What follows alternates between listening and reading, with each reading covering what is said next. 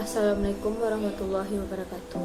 Perkenalkan, nama saya Ananda Marsyani Anuranisa, NIM 180600001. Saya dari kelompok 5 dengan anggota saya sendiri dan juga teman saya yaitu Siti Fatimah. Di dalam video ini saya akan menjelaskan mengenai modernisasi pertanian dalam mata kuliah Perekonomian Indonesia dengan dosen yaitu Ibu Aru Yusni. Di sini saya akan menjelaskan 2 poin, yaitu pengelolaan sumber daya alam dan juga agenda pembangunan pertanian masa depan. Poin yang pertama akan saya jelaskan yaitu pengelolaan sumber daya alam. Pengelolaan lingkungan hidup secara terpadu adalah salah satu konsep dasar dalam mengatasi masalah lingkungan dan pertanian berkelanjutan di Indonesia. Sumber daya alam merupakan modal dasar dalam pembangunan sektor pertanian. Modal dasar dalam pembangunan sektor pertanian itu harus dimanfaatkan dengan maksimal, namun tidak merusak lingkungan hidup. Dalam pengelolaan sumber daya alam ada beberapa poin yang akan saya jabarkan. Yang pertama itu ada pengelolaan sumber daya alam dengan pertanian. Hubungan sumber daya alam dengan pertanian adalah yang pertama itu ada iklim yang menentukan corak dan jenis tanaman. Yang kedua ada pemakaian mesin modern yang bergantung pada bentuk topografi. Yang ketiga ada daerah yang banyak air digunakan sebagai areal persawahan. Yang keempat ada angin yang kencang dapat merusak areal persawahan. Yang kelima ada jenis tanah mempengaruhi tanaman, waktu dan cara bertanam. Teknik dari pengelolaan sumber daya alam dengan pertanian itu ada beberapa.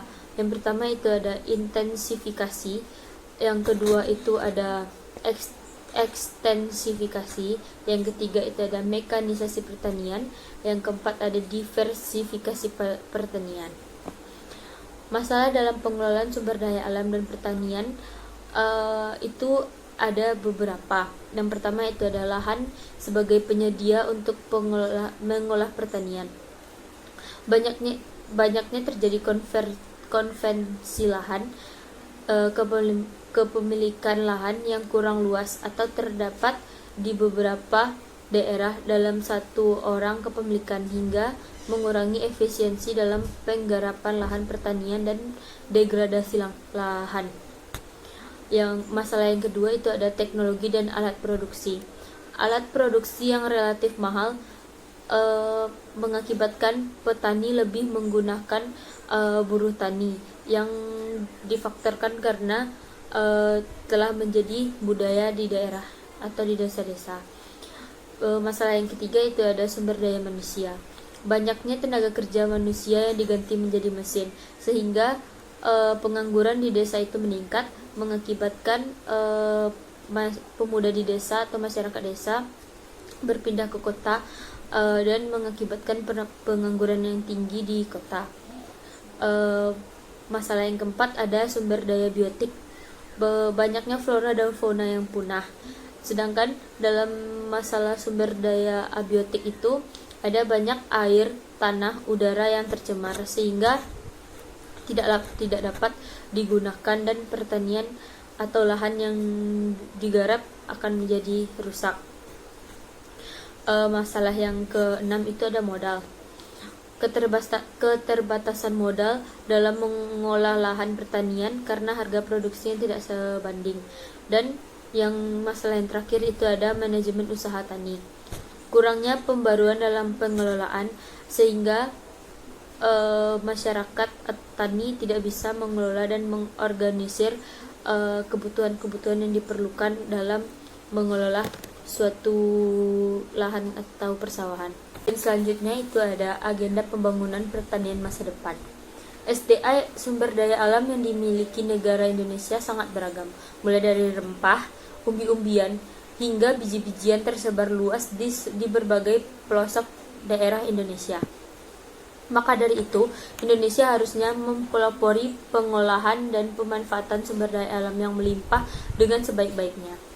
Di Indonesia, Pertanian merupakan salah satu bidang mata pencarian yang sangat dibutuhkan, karena hasil bumi Indonesia akan dikelola sesuai dengan kondisi, tempat, dan kebutuhannya, mulai dari tanah, bibit, hingga hasil panen dilakukan petani secara langsung. Ada 4 misi amanat Undang-Undang Nomor 17 Tahun 2007 tentang RPJN dari 2005 sampai dengan 2025. Yang pertama itu ada mewujudkan pemerataan dan pembangunan berkeadilan. Yang kedua ada mewujudkan bangsa yang berdaya saing. Yang tiga ada mewujudkan Indonesia yang asri dan lestari. Dan yang keempat ada mewujudkan Indonesia menjadi negara kepulauan yang mandiri, maju, kuat, dan berbasis kepentingan nasional. Dalam agenda pembangunan pertanian masa depan ini ada beberapa isu penting dalam bidang pertanian yang harus diperhatikan. Yang pertama ada ketahanan pangan. Ketahanan pangan ini terdiri dari kecukupan pangan itu dan kemandirian pangan. Yang kedua itu ada kesejahteraan petani. Yang harus diperhatikan yaitu kebutuhan minimum dan juga pendapatan yang adil. Yang ketiga ada daya saing produk pertanian. Yang harus diperhatikan yaitu ekspor dan impor, market atau pasar, dan juga infrastruktur dalam pertanian itu sendiri. Yang keempat itu ada daya dukung dan keberlanjutan. Hal yang harus diperhatikan itu ada ketersediaan dan kualitas lahan, ketersediaan air, dan juga perubahan iklim yang terjadi di Indonesia. Problematika atau paradigma pertanian Indonesia. Indonesia merupakan salah satu negara kaya dan melimpah akan sumber daya alam hingga ke seluruh pelosok negeri.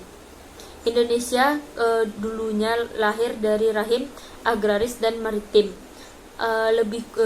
Lebih kurang 80% petani yang ada di Indonesia ini berusia lebih kurang 50 tahun.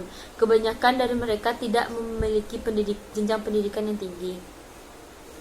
Keterpurukan para petani semakin lengkap kala dari hari ke hari pertanian yang dimiliki semakin menipis dan menyempit. Luas lahan yang dimiliki oleh petani Indonesia saat ini tercatat lebih kurang 87,63%. Dapat dikatakan atau disetarakan dengan 22,9 juta rumah tangga petani adalah petani yang memiliki kepemilikan tanah sebesar lebih kurang dari 2 hektar. Menurunnya jumlah petani di Indonesia ditambahnya kurang minat para anak muda. Anak muda mengancam kegagalan mimpi Indonesia, yaitu mewujudkan kedaulatan pangan rakyatnya. Penyelesaian problematika yang dialami petani dalam usaha tani diperlukan peran pemuda yang memiliki kekuatan dan semangat yang tinggi. Ada 6 penyebab sektor pertanian Indonesia tertinggal dari wilayah Asia lainnya. Yang pertama itu ada pola pikir masyarakat yang keliru, terutama kaum yang terdidik mengenai pekerjaan di bidang pertanian tersebut. Yang kedua itu ada kapasitas produksi pertanian kurang diimbangi dengan usaha pemberdayaan bagi petani. Yang ketiga itu ada pemerintah Indonesia masih memiliki mindset politik anggaran ketergantungan konsumsi daripada kecenderungan politik di segala sektor. Yang keempat itu ada kurangnya usaha mendongkrak pangan nasional. Yang kelima ada kebijakan harga atau pricing politik kurang diterapkan di Indonesia. Dan yang keenam ada pembangunan kurang peduli atau pemerintah kurang peduli terkait soal-soal teknis pertanian. Bagaimana kondisi pertanian Indonesia saat ini? Pada tahun 2017, Indonesia berhasil menghentikan impor beberapa komoditas pangan untuk memenuhi kebutuhan nasional. Komoditas beras dan cabai dan bawang merah saat ini sudah tidak bergantung lagi kepada impor. Pada tahun 2019, Indonesia memiliki planning akan swasembada bawang putih dan gula konsumsi. Namun, ada beberapa komoditas yang mengalami banyak penurunan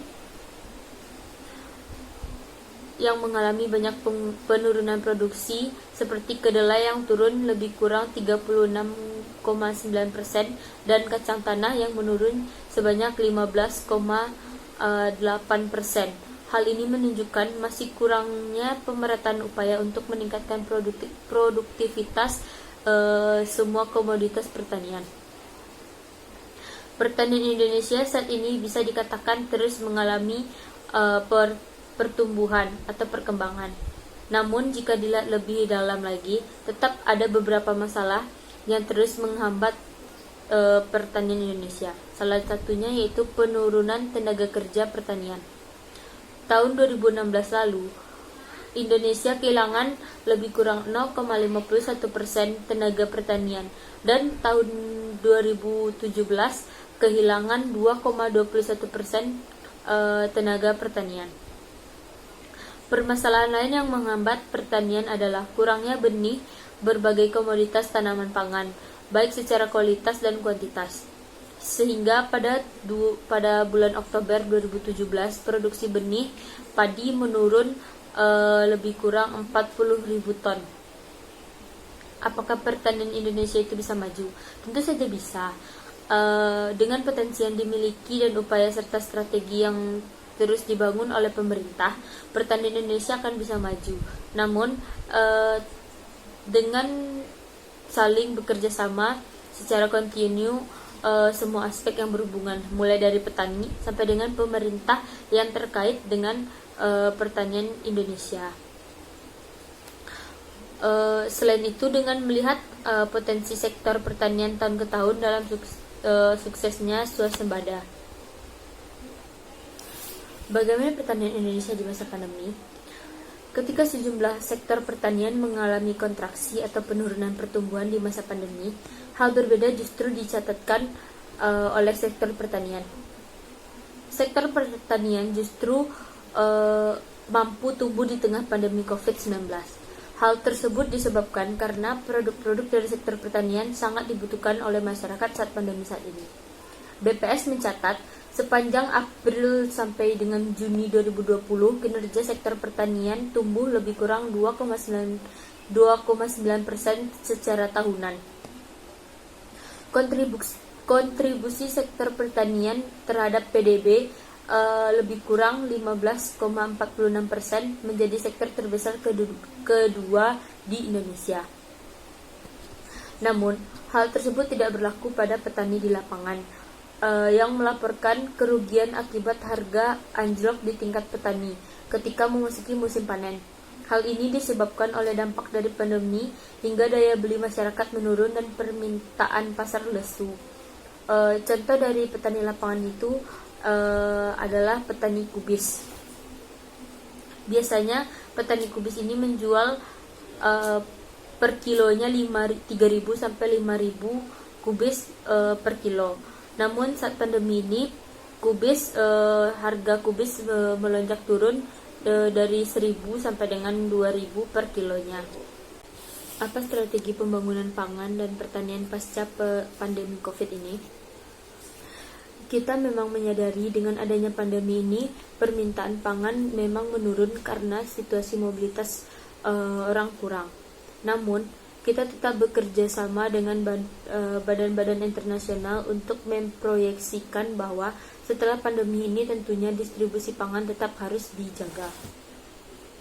Oleh karenanya, di masyarakat walaupun situasinya tidak kondusif untuk permintaan pasar terhadap komoditas pertanian, upaya untuk memperlancar distribusi meningkatkan transaksi relatif meningkat. Misalnya dengan penggunaan transaksi perdagangan elektronik yang berdampak positif terhadap satu mekanisme pasar dalam pemasaran produk pertanian. Selain itu, strategi yang bisa dilakukan adalah mengawinkan atau memperkuat transaksi elektronik dengan usaha-usaha distribusi yang ada.